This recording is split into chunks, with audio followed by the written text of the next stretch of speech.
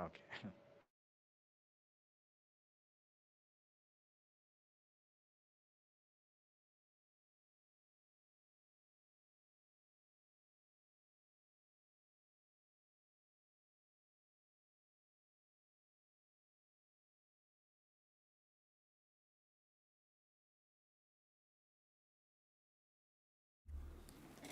Bismillah, ahlan wa sahlan. Welcome back, people, to this month's book lounge.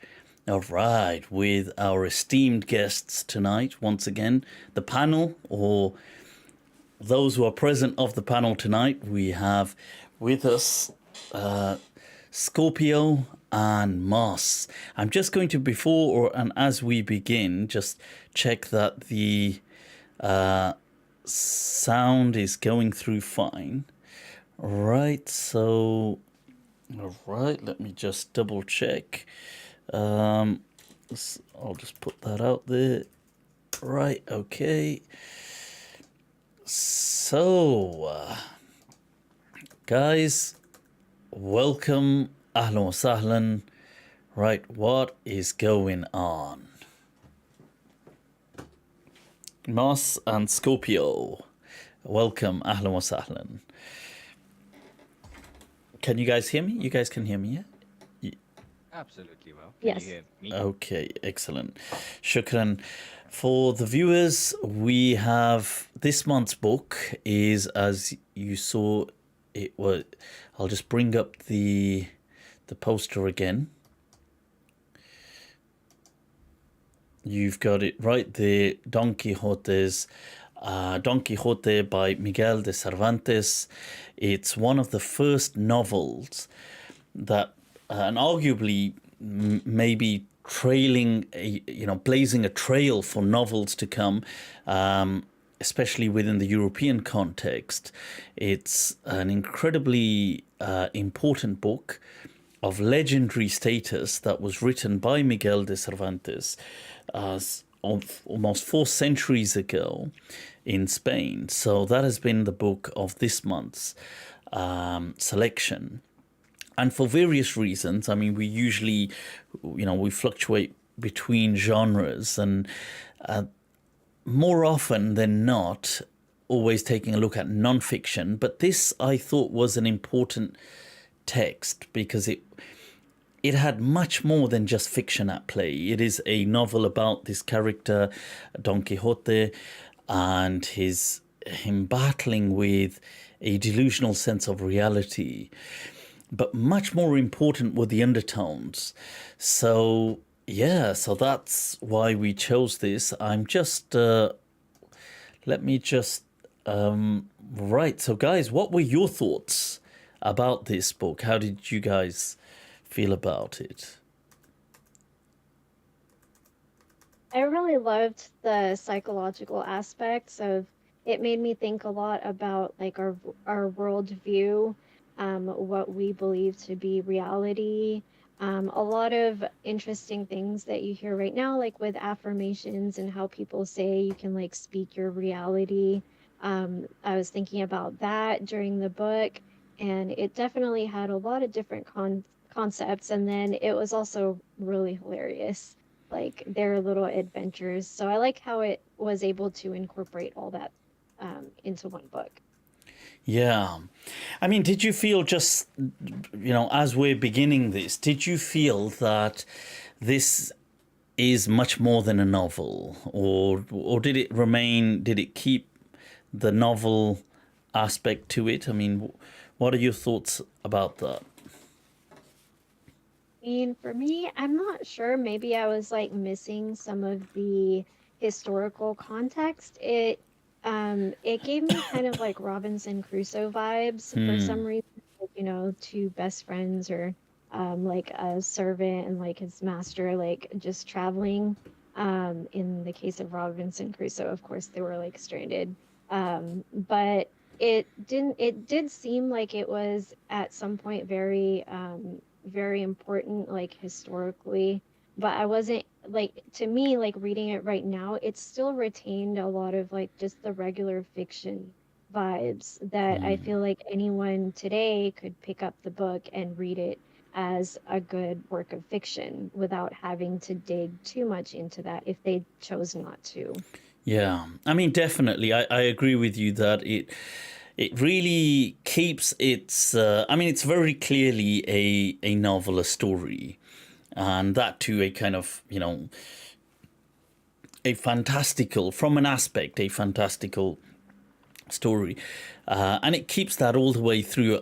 But it really anchors itself in profound questions as well. And yeah, but before coming to that, Moss, what about you? What did you think about the novel? How did you find it?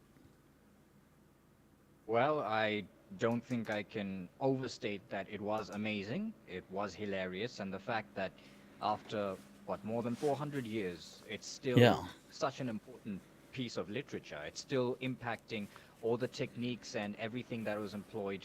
We're still looking to those same techniques in modern day fiction and modern day literature.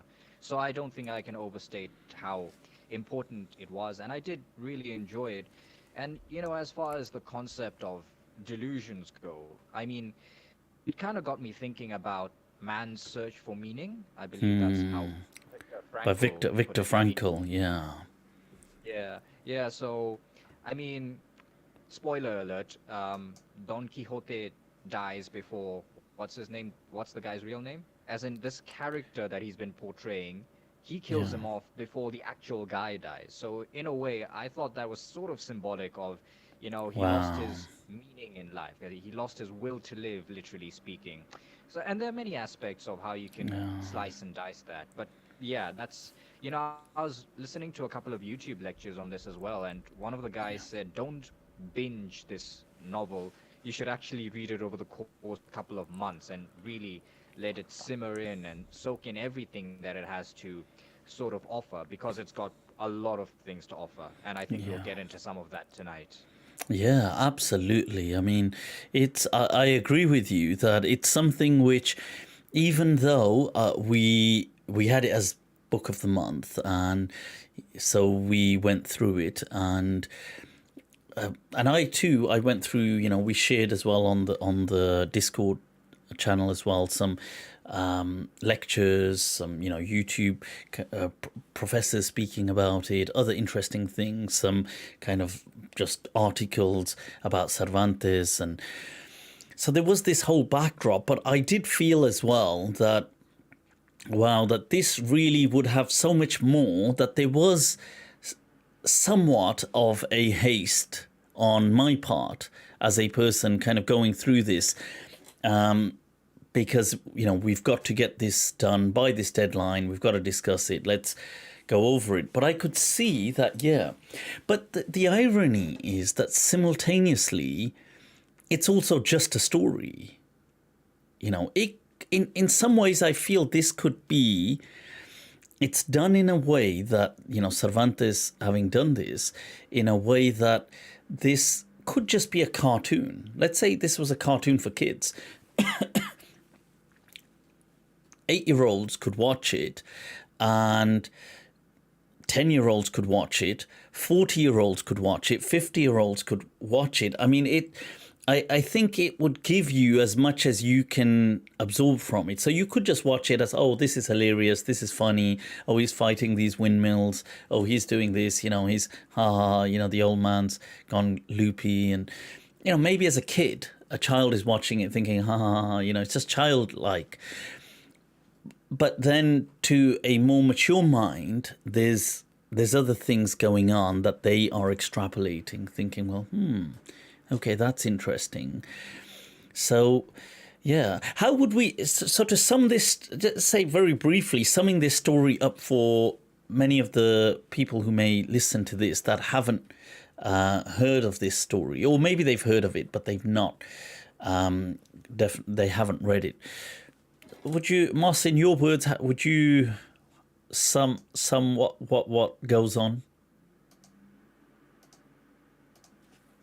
Well, I can definitely try. I don't know how much Of course. justice I can do to it though, because like Scorpio, I was listening to the audiobook version, and I Yeah, think yeah, it comes to it comes to more than 24 hours long. So that should just give people an idea of how long the Did actual you novel is. did you go through the abridged version, or you went through the actual the detailed full? I started off with the full Yeah, version, and then in the interests of getting to know all yeah. the plot details, I had to use the abridged version. Yeah, I So, went with the abridged version, and then in between I watched lectures as well, and some professors speaking about it, and read articles, and so that because the actual I actually ordered both actual copies as well. So the original came, and it's about like 1,000 pages. It's like you could just use it as a cinder block to knock someone out with it. I thought, okay, well, that one's not gonna. I'm not gonna read that. And the other one is just, I think it was something like 180 pages or something. It's not, yeah, yeah, exactly. But anyway, to provide a very, I guess, poor attempt of a summary. So there's this guy. Is his name? I think there's even discrepancies on his name depending on which translation you use, because that was one of the things that was mentioned in one of the lectures I listened to. The Edith Grossman English translation is quite good, and there was another okay, one, can't remember whose it was. But there are a couple of translations that, well, as translations go, I guess fall flat, that they don't actually do justice to the text. But anyway, there's this guy. His name is his real name Senor Quijata or yeah, Quesada, something like that. Yeah, Gehat, yeah, and Gehata.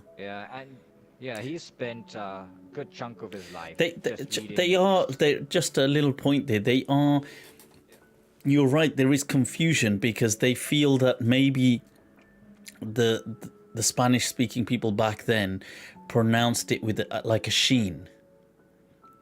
So when you said, is it Quixata? Because that's what some of them feel that the X back then was a kind of sh sound, which later on becomes a h. So now they say, like would say Mexico, but they assuming back then. And you know what's interesting is that I've seen that in the past in certain classical works to do with Muslim scholars from Spain. So they would write Shatiba and Imam Shatibi and Shatiba with an X. So there was some discussion on how this back then may have been Kishata, but it's Kehata as we I guess now know it. Yeah. Yeah, yeah. Oh, and before I continue, Mufti, did you, since you, I know, are into Spanish, do you actually try getting a Spanish version of the audiobook or the Oh book no, itself? I didn't. No. I need to boost my Spanish to get to that level. This would be, I think I would miss the. I'd be like, what? I don't think I'd get anywhere, especially not a book that dense. But it's actually interesting. Maybe I don't even think I really tried much, so maybe that would be food for thought. Yeah, Because one thing that most people do say is that even though it is almost 400 years old, it's Spanish is quite contemporary in the yeah, sense that Spanish hasn't evolved. I mean, at the same time that Michael Cervantes was alive, Shakespeare was alive, and if you read yeah. anything from Shakespeare, there is a bit of a learning curve. And I love Shakespeare, but I know that it's not necessarily for everyone, because you do need to get yourself acquainted with that sort of speaking. But in terms of the Spanish that Cervantes uses and the Spanish that people in Spain today speak, there's not too much of a difference. So I just thought I'd pick your brains on that, since I Yeah, knew you were learning Spanish. yeah, I did. I shared as well on the Discord. There was a lecture by a professor saying that where he has a whole lecture on just the fonts and the kind of pronunciations. But I was quite intrigued actually with that. But you're right. I don't think it's changed. It has changed unquestionably, but I feel you're right. Maybe not as much. That's what he says in the lecture as well. He says the way people today would struggle, let's say English speaking people, if they were to read Shakespeare in his actual writings. He says that classical Spanish would be less difficult to the Spanish ear. So I thought, okay, that's fascinating. So yeah, we were speaking of the kind of what goes on in this story of Don Quixote. Yeah, yeah, absolutely. So I guess wherever I falter, yourself and Scorpio could definitely fill in the gaps, so to speak. But anyway, so Senor Quijata or Quixata, whatever his real name was, has been reading books of chivalry and knights all his life. And perhaps a bit of context is relevant now in the fact that this was also the time when the Spanish Empire was sort of declining. So it would make sense that he's kind of reading these books and thinking about the good old days when we had knights who had morals and they upheld this chivalric code. And basically, Senor Quijada takes on this persona whom he calls Don Quixote of La Mancha, and as any good knight would do, decides to set off on adventure. Unfortunately, he gets eaten up most of the time because he's not a real knight, but what do you expect from someone who decided? Yeah. What do you expect from someone who decided to be a knight after reading a couple of books? Yeah, so so he's got a couple of other delusions to feed into the whole delusion of being a knight. For example, there's this woman he talks about of Dulcido, I think is her name. Dulcinea. Dulcinea, Dulcinea, yeah. Dulcinea, yes, yes. And well, I don't. She actually doesn't appear in the novel physically. She doesn't know. She's only referred to a couple of times, and well, because he's a knight, he has to do things in her name and for her honor and for her love. So she's sort of a motivation for him. Because she doesn't appear in the novel, she might or may not actually exist, depending on how you look at it. I think at the beginning it does say that she is someone that Don Quixote has met in the past, like Yeah. briefly, or yeah, he saw her somewhere or something like that. Yeah. But yeah, that's part of the whole sort of feeding into this delusion that he doesn't actually have sort of a connection with this woman, but he's still quote unquote in love with her and does everything for her. And then along the way, well, he sets off initially alone and then he comes back.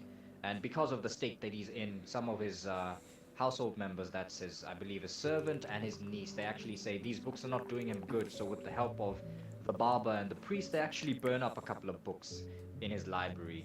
That also is something that, instead of making him come to his senses, is something that feeds into his delusion because he believes it's some enemy of his who has come in and sort of done witchcraft or something. The devil has stolen them away is the term that they use. And that pushes him on to more adventure where he sets off with, I believe it's his neighbor, who becomes his squire, Sancho Panzo. And Yeah. they set off on more adventures, and well, it's mostly them getting beaten up and all that sort of thing. Yeah. And yeah, Yes. they Yeah. cover a lot of things, and yeah. And unfortunately, I spoiled it at the beginning, but ultimately, I guess this is ultimately Don Quixote dies, but Don Quixote, as in the personage, dies before Don Quixata, because he actually, quote unquote, comes to his senses, comes out of the delusion before he actually passes away. In other words, at the end, he says like, "Oh yeah, this has kind of been a ridiculous ride." So Don Yeah. Quixote dies, and then later he dies himself. Yeah. Yes, so this story, what we see is of a man who is basically, whose life has, it amounts to nothing. He's reached, let's say, he's well into his middle ages. He's like at least 50 years of age. He's of very lowly background. He doesn't have meaning in his life or any accomplishments. And having read all these stories in the past of knight errantry and chivalry and all these things, he conjures up this persona that he recreates himself. I'm not this nobody, I'm actually a knight, and my name is Don Quixote. And he renames, every knight must have a horse, and he has this old worn out horse, and he reads Rocinante, and this is now his horse, and And you see, it's interesting. It's not so much Dulcinea, the girl that he's in love with, but it's that every knight must have a love that he strives for. And it's sometimes the meaning of love as opposed to the love itself, that he thinks, well, everybody loves someone, so I must have someone. So he thinks, good and hard, and he remembers that many decades ago he bumped into some girl called something, and he rearranges her name into Dulcinea, and Dulce is like sweet. And he gives it this Sonilla kind of ending because it rhymes with these kind of princesses that had these kind of names. And then he's set off on this journey of proving himself. And obviously along the way he gains a sidekick, Sancho Panza, and who's mainly non-delusional, but it's weird because it kind of, there's a cross-sectionality of the perspectives then. Then there's times where Sancho Panza is, at sometimes he's trying to just, pull one over his eyes. He's thinking, if I just tell him, he'll bite. But then at some points, he's kind of almost thinking, well, actually, maybe, he ends up on this island. Maybe this is actually worthwhile. This is the greatest thing. And, this knight errantry. And the story, after decades, at least 2 decades of his pursuit, this man is brought to terms. He's forced to quit. Everybody's, we need to pull this guy back into sanity, to pull him and eventually almost trick him into it that he is a knight, and if you fight this knight, and if you win, you can do this, and if he wins, you have to give this up. And then he loses and he gives up. But it's interesting that you see, because for a warrior, the greatest, kind of being overcome in battle is also a great kind of trophy. It's, for a warrior, it's like, it's an ultimate, to kind of like, almost like to die on the battlefield kind of thing, that this, even though he's just really, it's not even the knight or whatever, it's just a trick. But it's because every person at some point in life has to meet their match. And in his delusional way, he's met this match now and he has to give it in, and he goes back. But there's I don't know if it's another twist or a slightly poignant point, is then when he goes back and falls sick and he comes to his, if we can say, senses now, and thinks, all of this was a waste of time and was nonsense. And then after that dies, which I felt, in a way I felt, damn, like maybe that part, I don't know, because he spent his 2 decades doing all of this stuff, as crazy as it was, and sometimes things worked. He had this ridiculous tawakkul in his own sense, like when he comes face to face with the lions, and the guy's like, this guy's mental, and the lion just backs off thinking, I don't know what this crazy guy's up to. And it kind of affirms his superpowers. But yeah, I felt in a way that he'd done all of that Don Quixote, this character, should have also died his natural death, as opposed to him, switching him off, saying that he's, because he kind of comes to it that this was, it's just ridiculous, and get rid of these books, don't let other people after me kind of be, don't let them fall victim to these chivalry books and tales of knights. And yeah, so I found that quite, another, like a twist upon a twist. I don't know if it's meant to be a twist, but I found it like a bit somber, that him coming to his senses, which is weird because I'm finding reality then as a downer, as opposed to, because you'd think, well, he's come out of his delusional state, so it should be a positive point. But in many ways, it's like, that's how I that's, the kind of looking at the story as a story. I mean, what about you, Scorpio? What were your thoughts on that? But like at the end, the author kind of did that to symbolize how, like Moss was saying earlier, about how when the character died for him, it was so intertwined with his actual self that he didn't want to go on living like with his real self. You know how Wow. if you have like an online, even like today, like if we have like a social media persona or something like that, like a lot of YouTubers or TikTokers or whatever, like if they lose that, like for a while, they're just very lost in like how Yeah. they're gonna cope, how they're gonna reinvent themselves. And maybe I think the author was trying to show us that sometimes, even if our meaning that we give to the world is fake, even if our persona is like created, it does help us in going on and moving on through life. So I felt like that was sort of just a symbolic ending that, Yeah. he couldn't keep going as You're right, just actually. regular old him. That's a very powerful way of looking at it, actually. I kind of, now that you say it, yeah, of course, of course. The fact that, because in many ways, when a person gives up the will to live, often they die. There's, there's a strange connection between the will to live and to live.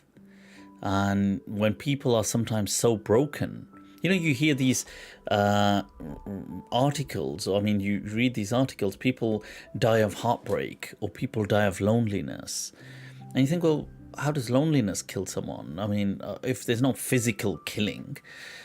But they show that actually statistically, and this is like once the will to live has been abandoned, people, it's like the body shuts down and it just dies. So you're right, that's a very important point you noticed there. Yeah. Did you feel that, people said Cervantes was so I came across certain articles and we had them on the Discord, the book club group, that he was of his ancestry was of Jewish ancestry from Cordoba, and who had been forced to convert to Christianity. He obviously claims he's of some noble descent. But in the story, the character Qixote or Qixote, he's obviously a lowly person, but they don't, in the story, they don't cite him as he's a Christian. But a lot of articles have speculated that the author himself is putting himself into, or he's putting, if not himself, but because he was of this Jewish ancestry, which people have disputed. Some people have said, well, we're not so sure he was. Others have said, no, he his ancestry was that. That in here, that there's kind of there's symbols in this story to the absurd reality of Spain in his time. So they're saying things like, so for example, even de La Mancha, that he is this person from La Mancha, and one meaning of mancha was a stain. So they said that, but arguably most people felt, no, it's just the name of a place here. But some had speculated, no, he's trying to say this person is from this stain. He's from this stained backdrop where where different things are considered all demonic, and different faiths and communities because of the Inquisition. Also the fact that this Cervantes writes that he picked this book up, that this novel was authored by Arabs, by Muslims. I don't know if you picked up on this. He uses the name Sidi Hamid bin what is it? Bingani. So he uses this name that even in the book that I had, the unabridged version, it says in there, Sid Ben Hamid. Ben Hamid, you'll do the T, Ben Hamid. So it's, and in the, I believe Cervantes said that he found this book. He found a huge part of it. I think he kind of adds into it, but he says he found it written in, and he doesn't say the language, but it's arguably in Arabic. And he found it, some person, it was kind of like all scrumpled up somewhere in something, and some person was using the papers to I don't know, for something, and he buys it. And so, I mean, is this certain messages that he's putting in that are more symbolic? For example, the delusion being also the state, in a state of delusion, that it's not just it's not just Don Quixote, but what he thinks, I need that chivalry. This is the kingdom of Spain thinking this, that, we need this great, because Spain by the 16th century was, even though it was still a great superpower, but it was starting to decline. It wasn't, it was on the kind of decline of its 16th, 17th century kind of thing. So some people had speculated he's in a way, he's telling people the story, but he's aiming it at the church and at the state in saying that you guys are delusional. None of these are really issues. There are no big monsters, and these communities are not these demons or whatever you think. It's food for thought. I don't know what you guys feel about that. I would definitely be, I didn't pick up on that, but it's definitely interesting. Have there been any sources, Mufti, to say that perhaps the state or the authorities of his time actually picked up that he was trying to do something like this? Because I know his contemporary Shakespeare used to do, not exactly this, but something similar. But Shakespeare used to steep his sort of critiques of the church and state in so many metaphors that if someone confronted him, he'd say, no, you're reading it wrongly. It means it's not that deep. But then so many years later, we can say, hey, nah, he was actually taking a dig at them. So I don't know if Cervantes was sort of, scrutinized in the same light, so to speak. At least I've not seen that he got any flack for that. Right. From what I was reading, they didn't seem to. He wasn't criticized by people. So he, as in his contemporary, he wasn't picked up by the church. He wasn't inquisitioned. He wasn't. And I guess that's to some extent what people were saying, that that this is all hyper speculation. This is not. He's just a novelist. They do seem to accept that he got these, because he himself writes that he got hold of this. This story is not originally his. He does write that he gets hold of this story from, the author is some Moorish person, some Muslim, some Arab. He doesn't say Muslim, but he does mention his name as Sid Hamid Bengani or Bengali. And so, Bengani, sorry. And he does highlight that. Now, he obviously adds to it and, makes it into the Spanish story that it is, and, brings it to life. But the skeleton of it is arguably found by an Arab author. So the question is that, was that Arab author then writing this to to present his case of this is what had happened with those communities, the Muslim, the Moorish communities, the Jewish communities post-Inquisition, and this is what it was from their perspective, this kind of delusion. So, this is what has made people speculate, but there isn't solid proof, because Cervantes himself doesn't ever say that this is what he's doing.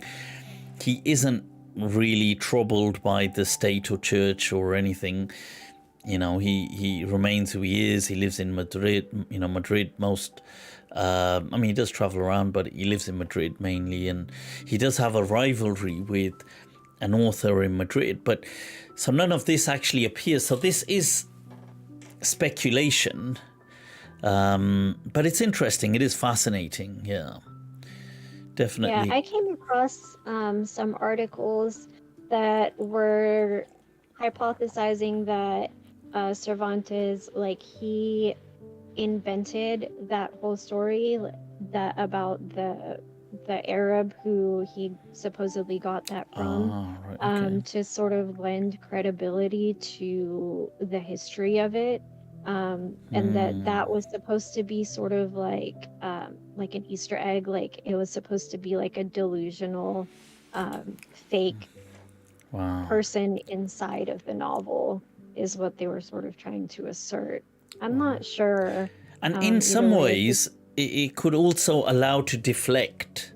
If he did make up the origin story, it could also then deflect any liability as well. Because let's say if this story was to be picked up as to be problematic, well, he could just say, well, you know, I'm just refurbishing a story I've come across. You know, it's not. Yeah, It definitely. it kind of absolves you of guilt as well. Of, that's fascinating. Okay, yeah, okay.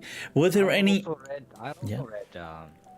also read, also read, Mufti, that apparently because Don Quixote wasn't written as one like giant novel in one go, it was actually incremental. It came in sort of stages.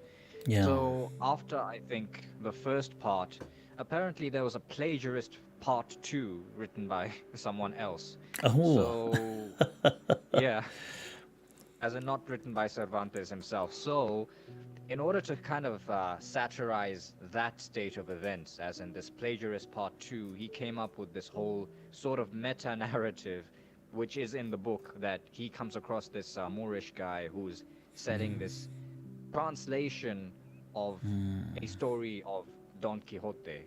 So Yeah. I think he was kind of taking digs at the plagiarist part 2 over there. Oh But wow. this is also something, yeah, it's because in line with this whole element of delusions, it's not clear if that's what he's doing or if because he's trying to say that no, it is like real, it is actually refurbished from a Moorish tale, but at the same time, it's not.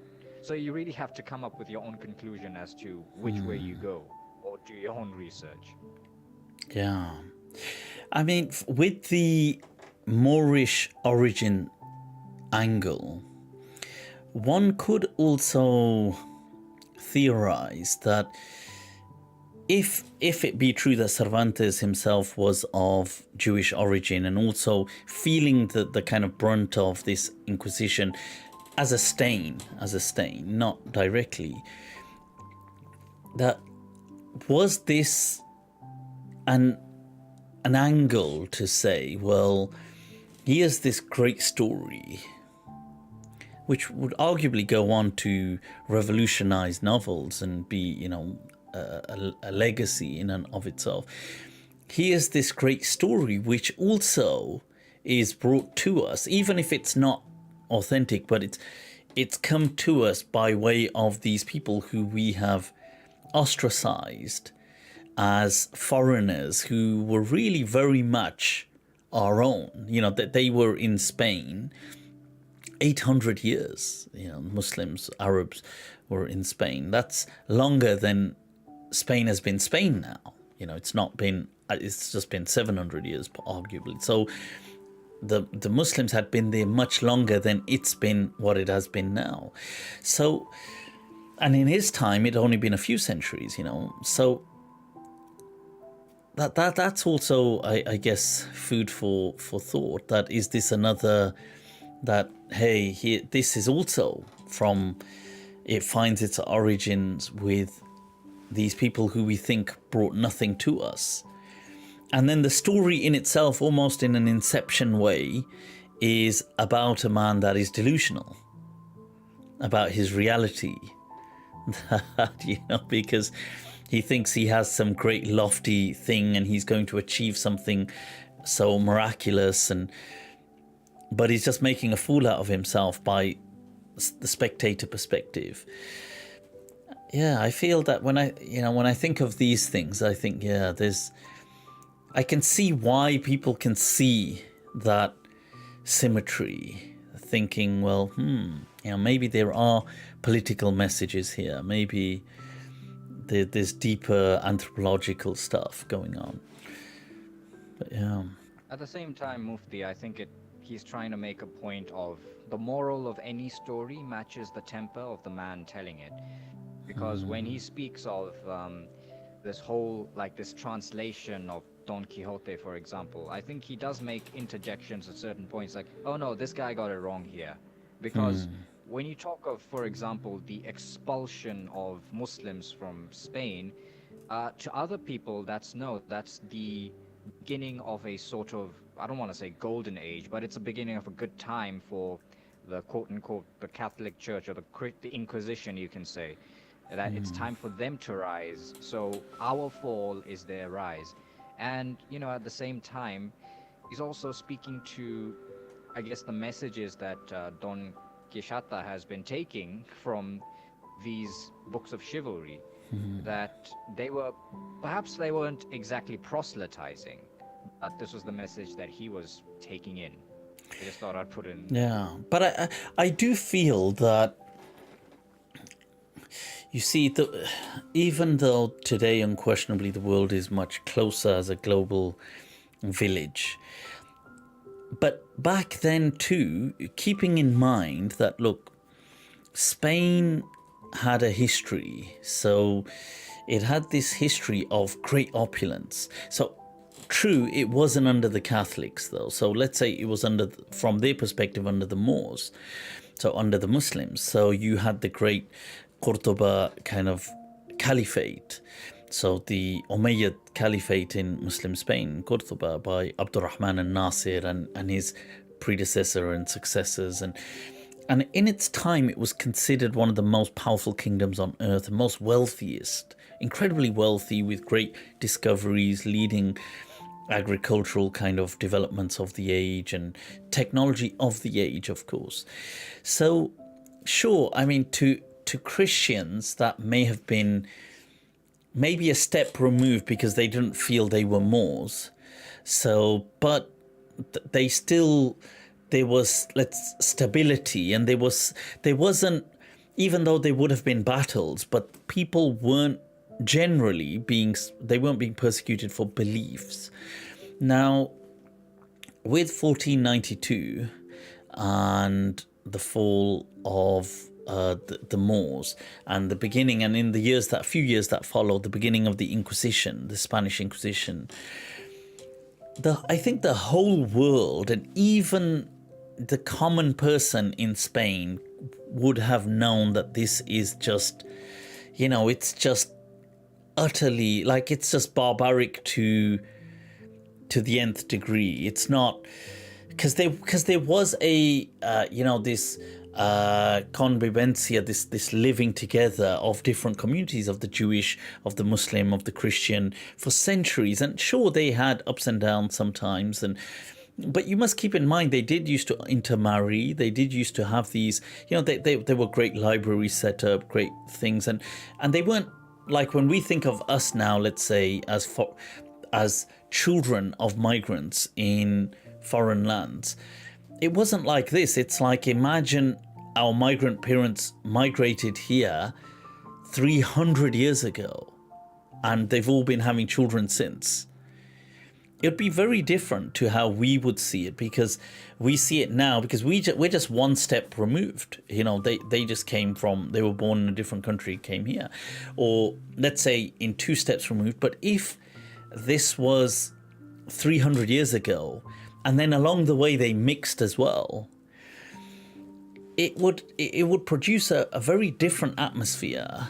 And so I do think that people, especially as the years passed, because if, let's say, in the beginning of 1500s, when this has reached its heights, and it's going, and then after that is Cervantes after that. So you can still see this is still in the background, you know, this whole thing of everybody must be forced conversions, forced, you know, this, if you find out, the police go and arrest, and they, you know, for a different faith, they lock you up. And I think even if you're a majority, like let's say you could be of any faith, if you're of the safe majority, and somebody, you hear, oh, well, the police are going to arrest that person because he's, you know, they found out he's actually a Buddhist, they're going to throw him into prison now. And I think as a normal person, you will think, you'll have some sanity to think, maybe you wouldn't express it in public,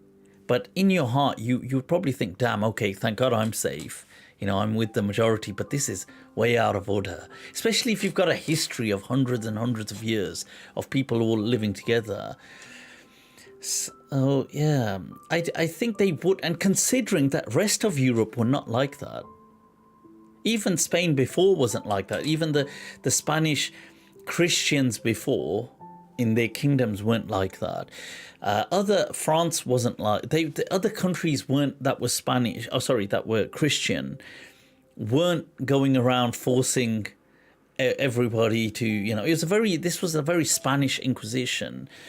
And I'm sure it must have embarrassed the people. Obviously, I'm sure they would never dare to say anything, but they must have felt in their heart of hearts that this is messed up. You know, what the hell? Yeah. I see. So what any particular parts of this that really made you, I don't know, that you mentioned it was comical, that made you laugh, or that really stood out for you? Any particular parts of this story? I thought it was kind of funny where when right before they were burning the books, what was her name? The maid, like the housekeeper, she said to go and sprinkle the books with water. So I thought that was kind of a dig at like people's religious rituals. And then like they're allowed to have, like we're allowed to have our religious rituals, but to someone like an atheist, like, you know, those are just delusions, even though it carries a lot of meaning for us personally. So I felt like that was kind of juxtaposing like Don Quixote's like books and his delusions and his worldview with hers, and she was absolutely fine just burning his down. But she was like, wait, but let's not burn the books, let's just sprinkle them with water and like purify them, whatever. And then the niece was just like, no, just burn all of them, even though the curator, I think, was saying some of these are good, some of these can be saved, but the niece was just like, burn all of them. Yeah. I found the fact, you know what I found interesting is when Don Quixote is having these encounters, these delusional encounters, like with the windmills, or with the sheep when he thinks they're these steed and horses and knights, and whenever he is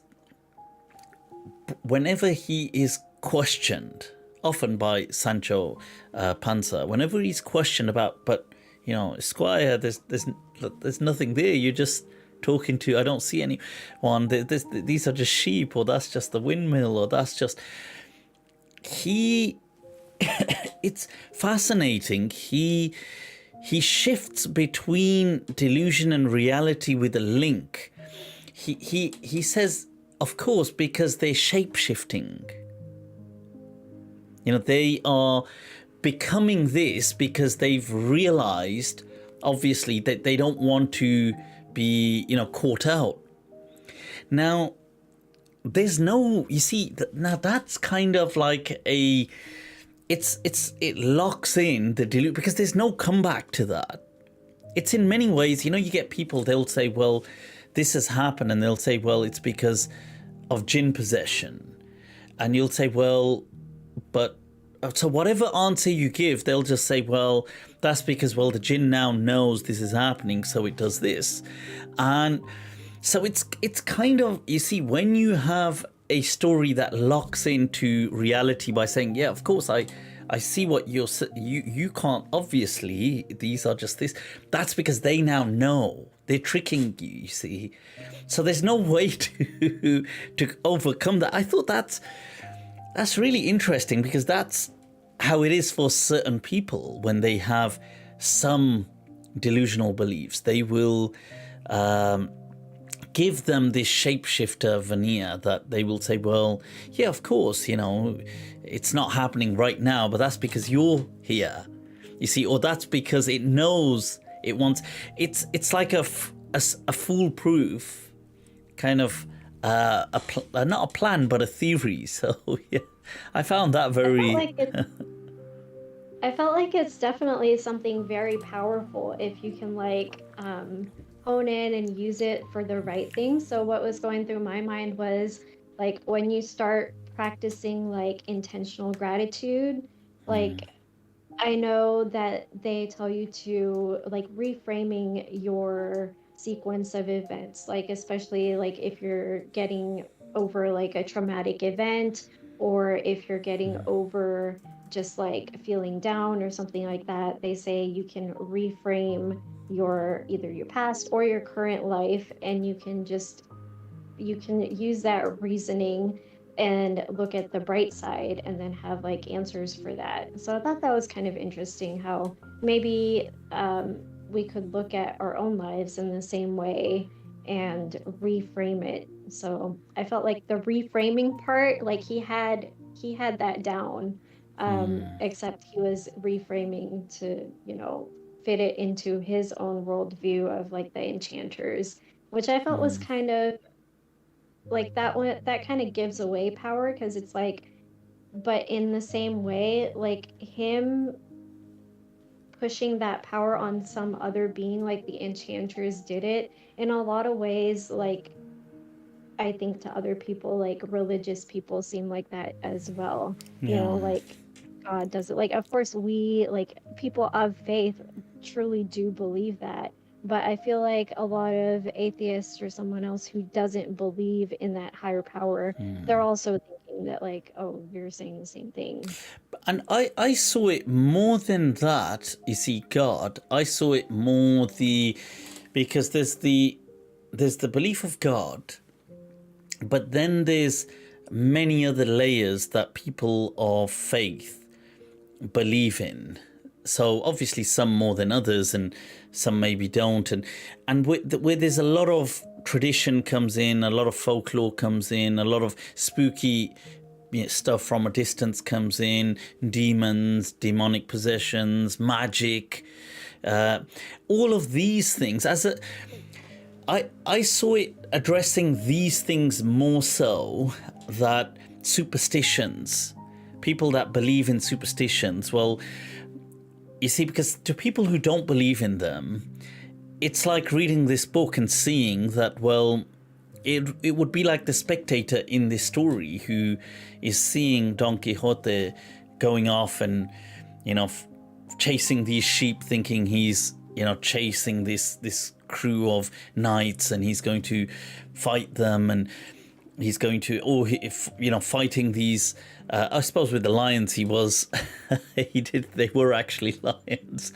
But to people, when he explains that, oh no, this is all part of this, these are these enchanters, these are shapeshifters, these are, these people are deceiving you. They are going to do that now because now they're afraid of me. Like he says, well, now they're afraid of me. So, I've got you, these enchanters. Now they won't show their face because now they know I'll get the upper hand. And so that, to people who don't, that's how they must see, people who don't believe in, let's say, certain culturally superstitious beliefs. They must see people that do believe in them as. They must see that, so how does this work then? So it's like, when you say to people, well, like people may say, well, magic or black magic, or they may say demonic stuff. And you may say, well, okay, why doesn't it tell it, make it have something happen now? And they'll say, well, obviously it doesn't work like that. You see, because you can't do it now because now you're watching. So it's a very similar, it's that same, resorting to the same mechanisms ultimately. That so I did find that really fascinating. There's an interesting question which Mark had just put in the chat. He said, "Would you say the main theme in this book is false hope?" I don't know. Would you guys? What do you guys think?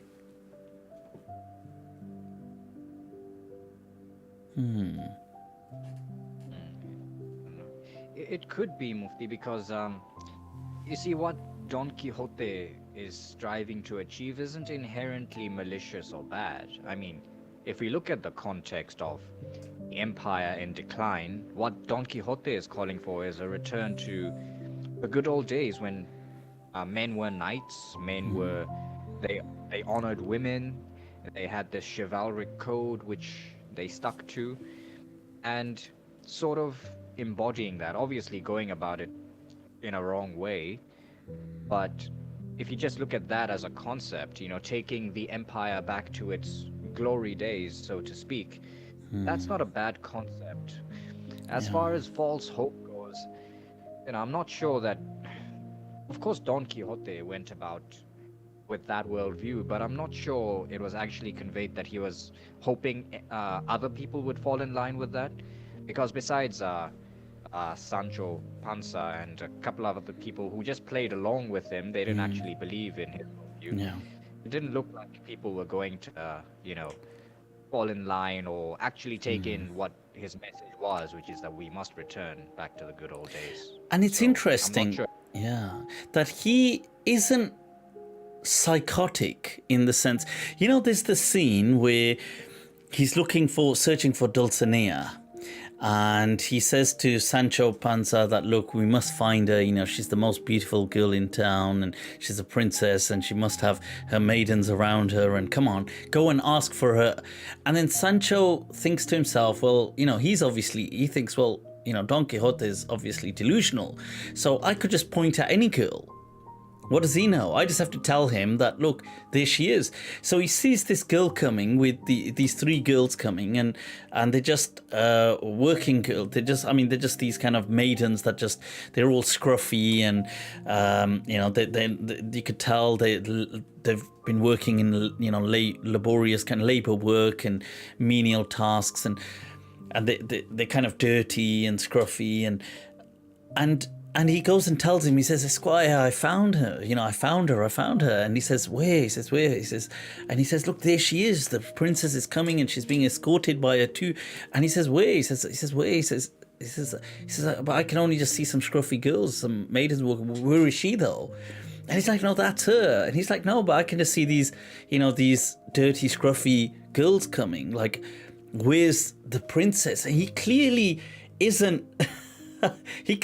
he's not delusional in that sense. It's weird because it's like he can it's like he switches on his own story for this hope. But I mean, if we're saying hope, but this delusion, but he's not, it's like he's not, in a weird sense, he's not stupid. I mean, it's a difficult one to place, because obviously one could say, well, the whole thing is stupid, but I don't know. I found that part quite interesting. Well, I thought, okay, so he's not psychotic. He's not, in the sense he can distinguish. He can tell reality when he wants to, when he chooses to. Yeah, that's. Would you say it's an on-off switch, or would you say, because that happens at a sort of advanced stage in the novel, would you say that throughout the novel, gradually speaking, until we finally reach the end, which is the death of Don Quixote, would you say there's been like a gradual return to reality for Don Quixote? Because at the beginning of the novel, he actually, when he goes to the inn, he actually, refers to the prostitutes as like fair women, hardworking, high women. But at this stage, he can clearly see that, no, these are just scruffy girls. What princess are you talking about? Yeah. Would you say that he's kind of getting, quote unquote, wiser or coming out of the delusion as the novel progresses until the point where Don Quixote dies? That's a good point, actually. I guess now that you say it, I can see that. Also, is it that, you see, he's getting older. Is he also getting tired of his own delusion? Because that's a question.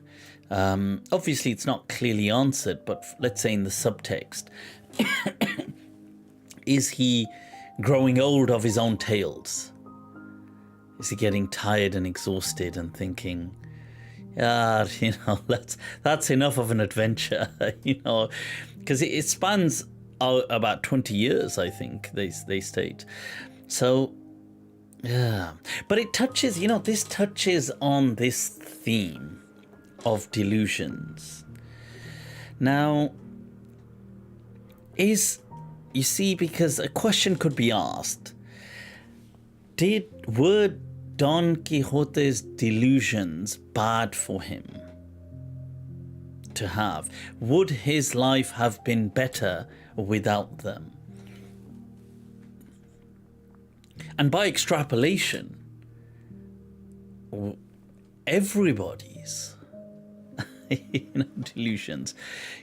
But zeroing in on him, had Don Quixote not become Don Quixote and continued as who he was, just the farmer or the person he was, would his life have been better served? What do you feel about that? Felt like it definitely enriched his own life to have sort of that dream to work for and to be living in his dream. I know like everyone has their own dreams, and to other people those might be our delusions, but I did notice that for people around him, like his dream made it very difficult for them when he was trying to include them as part of his story. Like the monks that were traveling with the one lady, like he thought that she was a princess and they were two magicians. He almost killed one of the guys. Like the lady had to step out of her little coach and say, please do not kill him. And then for the lions, I remember he actually paid because everyone had to go to like the other hilltop, or they had to go far away. So when the lions were opened, they wouldn't attack them. So, and then he actually paid them. He was like, this is for your inconvenience. But not everyone got that payment, not everyone got the choice whether to be included or not in his fantasy. Yeah, I think I agree with you that my sentiments exactly that. I think people along the way may have been inconvenienced, and some more than just inconvenienced, harmed, and maybe some weren't inconvenienced, they just indifferent to his fantasy. But he himself is potentially compromised. Like the lion example is where the lion could have just now leaped out and eaten him, but he I guess gets lucky. And so, but overall his life, now that and all, if you think of it, like even having come face to face with lions and walked away to tell the tale is quite a story to on his deathbed to reminisce about and think, well, I lived. So yeah, I definitely feel his life was enriched by this delusion. Yeah, and I guess that does bring us to our, to kind of zoom out. Humans by extension, like are we not all to some extent delusional? You know, we've all got our own little fantasy stories going on, and you know, people, and even if it's not total fantastical, but it's, one could say, in our ambitions, you know, we may be delusional, we may be in our, you know, in psychology they say that it's statistically absurd, the kind of the not me syndrome that we have as humans. Like, well, oh, something's going to happen. Well, no, it wouldn't happen to me. This obviously statistically is absurd, but yet we all have it. We all have this until something happens to certain people. You know, may Allah make things easy for people. But it's quite fantastical. Like, our optimism is like on another level. It's like on steroids when we think of statistics. You know, it's like the settings are like seriously malfunctioning, because we're thinking, oh no, not me, that couldn't happen to me. And you think, well, statistically, you think it could equally happen to you. No, it could happen to other people, but not me. And so I feel that this, and then it kind of brings us face to face with the question that, are delusions then, are they that bad if they enrich a person's life? I mean, are they? Yeah. What do you guys think about that? I think jumping off from Don Quixote as a story, definitely his delusions, they did enrich his life, even though he was getting beaten up. But I think the problem with him, if we were to apply that in a real life context, is that he was expecting other people to sort of play a part in his fantasy. And, well, it's a story and it's humorous and it's funny for us to read, but in a real life situation that can turn out very, well, not good. It can turn out very ugly, expecting other people to also join in on your fantasies or delusions. And to branch off onto my next point, I'm not sure if delusions is the proper word, but I think that sometimes, as Muslims, I'm speaking as a Muslim now, these delusions or this optimism on steroids, I think it can be harnessed for the good, and it can be harnessed to sort of even take our relationship with our Lord to the next level. So, for example, if you know, you're applying for something and you know the odds of you getting accepted are like very low, but then you're like, yeah, it's very low from a human perspective, but I'm sure God will make it happen. And then you turn to God in prayer. That's why I said I didn't want to use the word delusion. But if you have such an optimistic view, and then you use that to propel your sort of relationship with God, then it can definitely have great expectations. Obviously, you had to sort of temper it when it comes to other people and not expecting them to actually, you know, play a part in your story, in your fantastic story, so to speak, without any repercussions. Yeah. Right, yeah. I mean, so one could ask, well, you see, would the belief in God could it be seen to be delusional by people who don't believe in God? I'm sure they may argue that it is. I'm not so sure they could successfully argue that it is delusional, in the sense, maybe they could argue certain rituals, but because the belief in God is not, you see, it's not something that is like a malfunctioning of our perception or our processing of something. We're talking simply about dynamics that are unseen to all. So, like, let's say I'm sitting here and I'm telling you, well, right now I'm driving a tractor.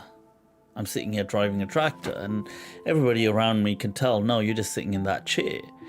Now that's delusional, because it's my senses and there is you've got the sensation, perception, but also the processing, that there are problems here that do not correlate with reality.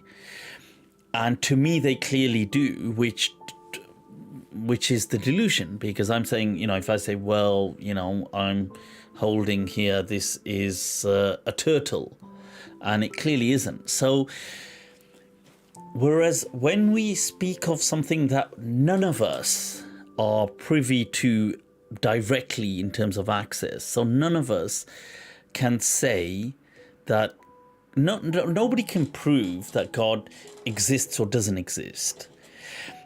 They can have arguments for, and by proof I mean categorical, concrete proof, like here's God, see him. Nobody can do that. So here, even if people who don't believe in God may try to say, well, that's a delusion, technically it's not. It doesn't fit the definition of a delusion. It would be believing in a higher power without, sure, they could say, look, well, you believe in something without being able to justify its existence, let's say. Now, sure, but then as would everyone, because if you said, well, okay, well, the origin, for example, or how life itself emerged, people don't exactly know. There's a theory, well, maybe, certain molecules come together, but obviously if those molecules, we put them together now, it doesn't just out of nothing create life. Or how does something emerge ex nihilo, out of nothing? And how do these things, there's obviously a belief, and even this is philosophical, I guess, but even the belief that it's okay to believe in something so long as you can justify is a belief. So how do you justify that belief? See, so this is called, it's termed doxastic voluntarism, where a person feels that a person beliefs are this simple, they're just like information you take and you change, or do they run much deeper in the human psyche? So I think on beliefs like God, it's nobody can, there's people who believe, and people who don't believe will still believe in certain things that they can't justify. Even if it's just, for example, somebody saying something, very, very, just not to go too off topic, but it's a very fascinating discussion between Sam Harris and Jordan Peterson, where Sam Harris is asked, well, do you believe in the sacred? And he says, because Sam Harris mentioned something about something sacred, he says, oh, that's interesting. So you do feel some things are sacred. So, yeah, well, how is something sacred? What does that even mean? So a belief that anything can even be sacred is an unjustifiable belief. You can't have, rationality can never justify sacredness. It can only be, rationality can justify its value, but not its sacredness, because it would just be arbitrary. So, yeah, but I get, with ritual, sure, maybe they could say, well, this ritual doesn't do anything, and or maybe with other discussions, like, let's say if a person believed in, now this is why I said, well, they could call, let's say, magic delusional, because people could say, well, okay, do it. Like, how does this cause that? Because they can see all the particles involved. You can see all the moving parts and say, well, okay, this doesn't do anything. So they would argue this is delusional, as opposed to with the unseen. So yeah, I just thought that's an important point. But yeah, that is you mentioned a very good thing to bolster one's own story, because we all have a story and inner script with this faith in God, which is unseen to people. Yeah, that's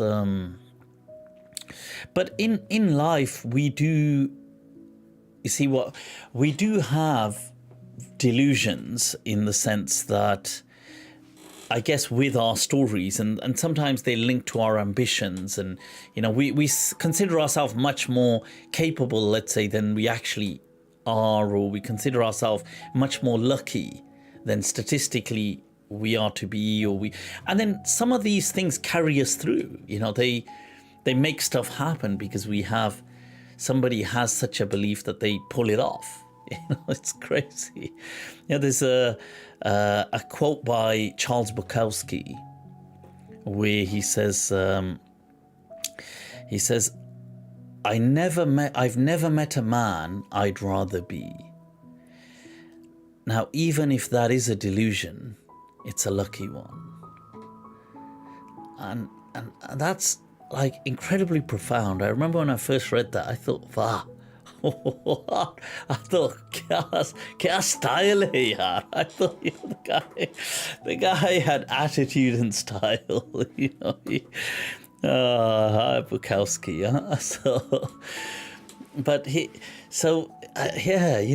Thinking, well, I've never met a man I'd rather be. Like, meaning, if I was given the pick of the choice, I'd still be me.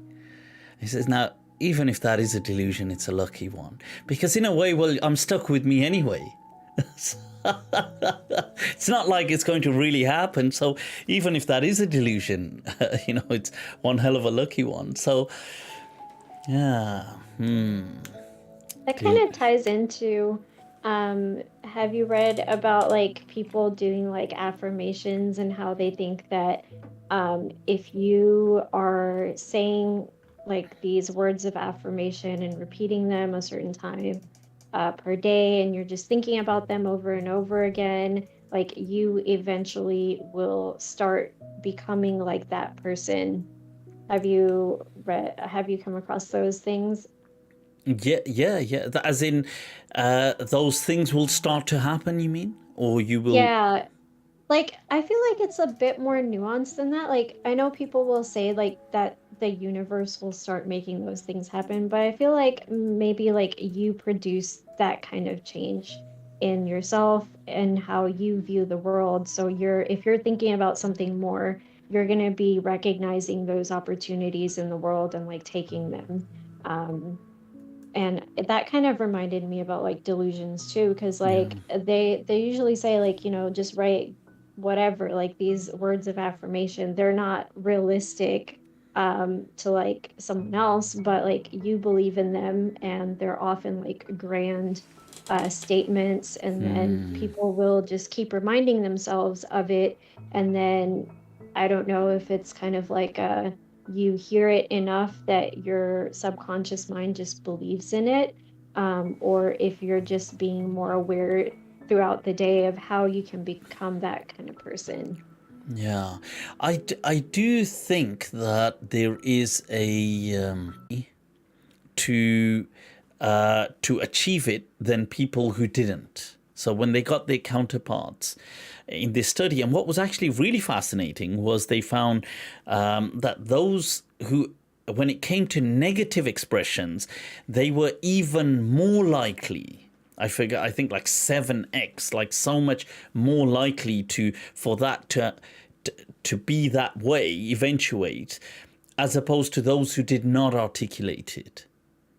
So it's really strange that do we, by saying certain things, kind of set them into motion by, like a self-fulfilling prophecy, in the sense that because there's micro expressions, micro manifestations, like micro at a nano level. There's certain actions and behaviors and which we change and maybe people pick up on that. Maybe there's let's say a person thinks, yes, I've got this, I'm going to do this, I've got this, I'm going to get it, I'm going to achieve this, I am achieve, they're seeing it, they're picturing it.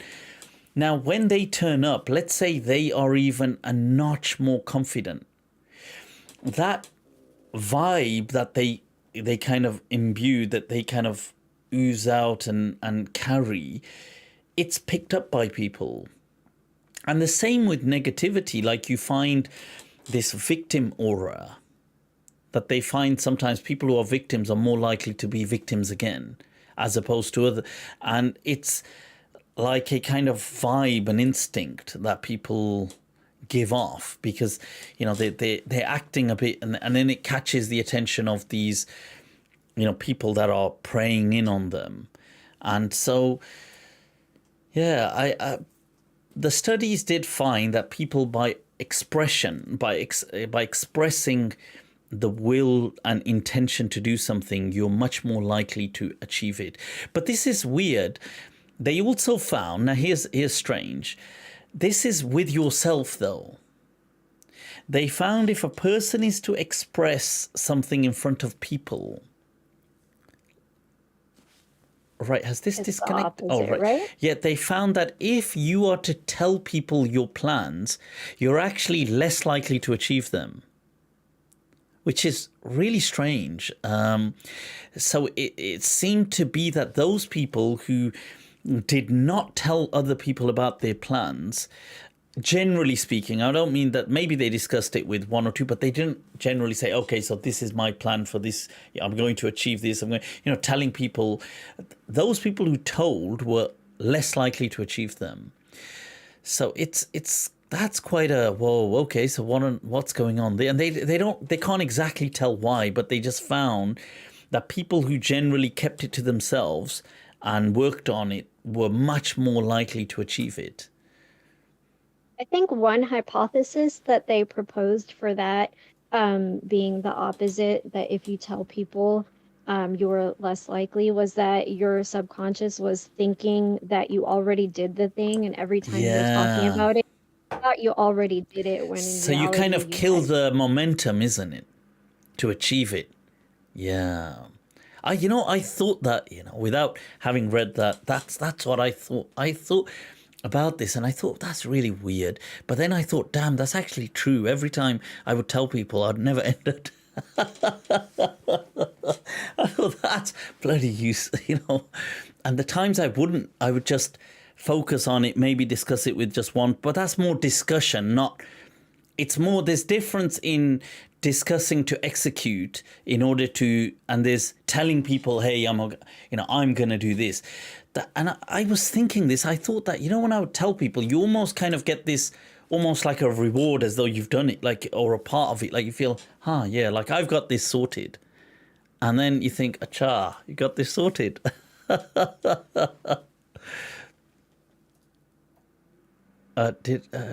You guys I haven't lost you guys, your sound, have I? Hello? Oh, right, you're back. All right, cool. It kind of went, it kind of fluctuated here for a moment. Yeah, so that's fascinating, I think, really interesting stuff.